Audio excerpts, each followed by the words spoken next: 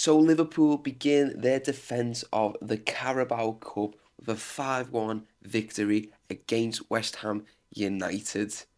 And it was a game full of action. There was some shaky moments from the Reds, but ultimately it was a really impressive attacking display from Liverpool. And as a fan who went to Anfield last night, I cannot complain. So let's just get into it. We didn't really start too well. Yeah, we conceded a messy goal straight from a corner. Endo tried to clear it. It hit Quansah. And yeah, and I feel like a lot of them problems came from the height that West Ham did have, and the lack of height that Liverpool have lost within the rotation. Obviously, we do have commanding presences in our squad, like Van Dijk, like Kanate, and not saying Quansah and Gomez aren't physically imposing, but compared to that level, they're not. And West Ham do have some good good physically present players like Soucek and the defenders. And ultimately, it was just a pretty scrappy goal. Could have been avoided if we just dealt with the first ball. And if Endo clears that ball away in another direction and it doesn't hit Quansah, it's 0-0. But again, it's good that Liverpool bounced back from that because we've only conceded 3 goals this season so far. Is it 3? Yeah, it's only 3 goals this season so far in all competitions. So it's good that we can see this team going a goal down and actually going further and actually winning the game like we saw in Milan, but we did not see in that Nottingham Forest game. So it's good to know that if we do go a goal down, we can still pull it back. And we had a really weird half an hour. I feel like we played some decent football, couldn't really get control of the game. West Ham weren't even that impressive either. It felt like the team had been completely changed, and it's true, it had. It felt like there was 11 new players on the pitch, but we responded pretty quickly with a Jota goal, some nice patterns of play between the front four, and honestly, I will say the front four really impressed me.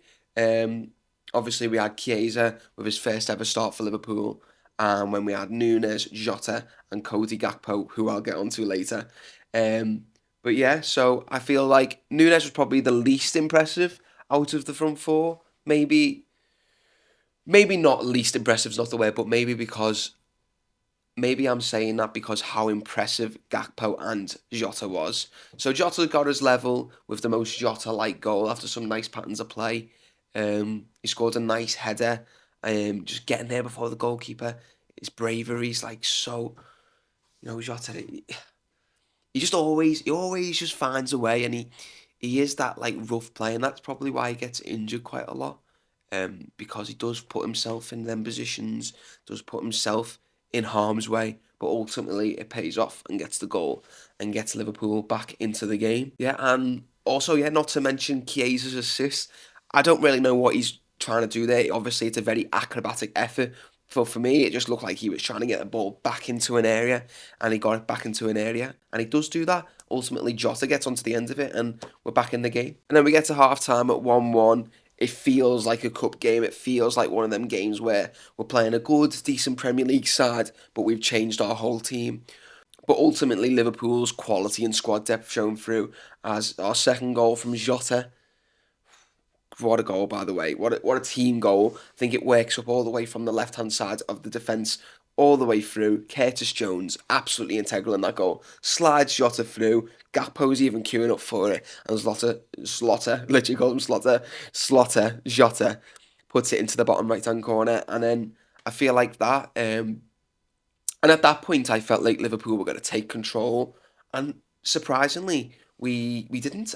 We made changes. Salah came on, McAllister came on, and I felt like we lost control in the game for a little bit. And then there was a couple of handball shouts for West Ham. And I feel like when you bring Salah, when you bring McAllister on, you have that feeling like, right, yeah, we're taking this game by the scruff of the neck now. These have got no chance. But to be fair to West Ham, they give it a good go. And we just kept them at arm's length, to be honest. Like, we weren't in full control, but they didn't really create too much other than that one thing where McAllister done like a salmon head to block the shot, which was quite funny. It was quite a tight game, but then we gained some control, and then Salah scores, always in the right place at the right time, and then that's when I felt like the game was fully ours. 3-1, goal up, and then Salah's running down the wing. Alvarez second yellow, he's off, and that's when it was pretty easy. And then we make some more changes, and obviously Gakpo gets a brace at the end of the game. So it wasn't as straightforward as the scoreline suggests. But I was impressed by some players who came in, and not surprisingly, it's the players who are on the fringes of being in that first 11, like Gakpo. So Gakpo, obviously, he's not been starting recently because Diaz has been in immense form and he's been our starting left winger. But today, he was so impressive. He gets 2 goals on the night, and I think he had a really nice link up with Nunes for that first goal. Him and Jota and Nunes were actually linking up really well. That might be something we see more in the future games. But yeah, it's a really good thing that Gakpo is in this form. We know his quality. We know how good he is in one-on-one situations. We know how strong he is cutting in from the left onto his right foot, as we've seen with both goals. Obviously, the second one a little bit more with luck, but we can see that Gakpo has that potential to have the same output and have that higher output, and he can take 2 players out of the game with one touch. He's that strong. He's got them long legs that can stride past anyone. And he's really impressive. And our left wing options are looking really strong right now, considering um, all summer long, all the talk was about signing a left winger, Anthony Gordon. So Diaz and Cody Gakpo have now stepped up and showed that no, we don't need to rush into the market. We've got 2 class, could even say world class left wingers in our squad already, and now they're trying to prove to us that and to the manager that they can put the output that we expect from a Liverpool forward player. Gakpo ultimately gets man of the match on the night, and I think that's fair.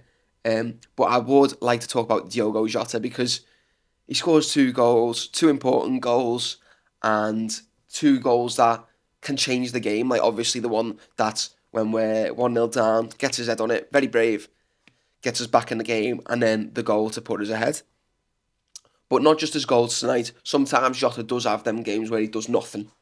He goes under the radar, gets lost a little bit, and he scores, so he still gets praised. But I actually think last night he was very involved in the build-up play.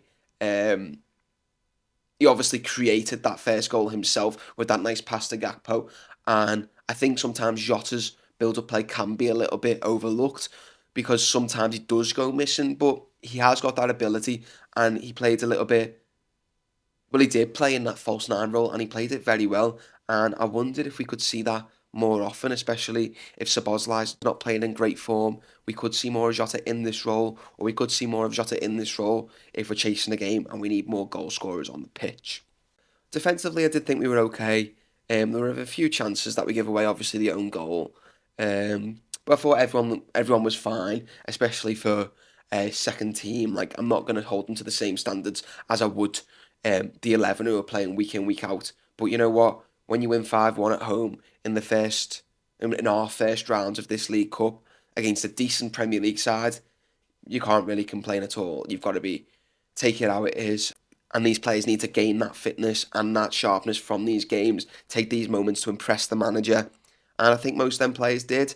Not many players, obviously, are going to be playing at the weekend, but there are some players who have thrown the name in the hat, like your Gappos, maybe even like your Jotas, who's been dropped for Nunes last weekend. So yeah, we progressed to the next round, and we've got Brighton Hove Albion away from home in the next round. We're not getting easy draws because 2 draws on the bounce. We've got 2 Premier League sides and 2 decent Premier League sides. But we'll see how it is. Obviously, we've got very good, strong squad depth and a similar starting 11 to the West Ham game last night. We play against Brighton. Probably should be able to get over the line and get us into the next round. So let me know what you think about that next round. And so now we look back to the Premier League. We've got Wolverhampton on Saturday, an away game, 5:30 kickoff, dark, under the lights. It's not going to be easy, but Arne Slot's Reds is proving a lot to us fans and to the outside world. So let's hope that Liverpool go to Molineux at the weekend, put in a good performance after some of these players have got rests. Should be nice and refreshed for the weekend and ready to go. Yeah. So what were your thoughts on the Liverpool's performance last night against West Ham in the Carabao Cup. Let me know in the comments, and I hope you enjoy this video. My name's Reeve, and this is my new LFC channel. I'm going to be doing FIFA career mode on here. I'm going to be doing reaction videos. I'm going to be previews, transfers, all things Liverpool, all things football. And if you'd like to subscribe and be a real one and be really early, just click the subscribe button. And if you want to have a chance to let me know your opinion, because I value your opinion, I'm open-minded, I am ready to listen. Leave your opinions and thoughts in the comments below. Thanks for watching the video, and I'll see you next time.